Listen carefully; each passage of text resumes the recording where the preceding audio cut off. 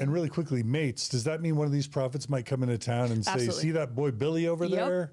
Go Yep. finish that. So Yeah, so there are lots of stories of people that, they'd be like, hey, they see a couple standing together and they'd say, hey, see that guy?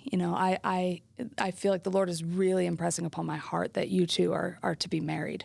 And people will go into it with they just listen to it and go, God spoke, and they get married. If I'm able to kind of give a reference for that, if any listeners want to look up, there's a girl on TikTok, actually, her name is Jubilee Dawn, and she has a really beautiful and heart-wrenching story of faith, but she was told to marry a abusive man. She didn't know he's abusive at the time, but she was given a prophetic word to marry this abusive man, and she stayed with him because she thought that God wanted her to stay with him, and could have been fatal. But is she Assemblies of God? No, she was in a kind of charismatic movement. Okay. She's Okay. From a church that my parents have a lot of respect for. Got it. Yes. Okay. Yeah. So anyway, if anybody wants to look into that, and it was turns out to be a false prophet, and he was proven to be false.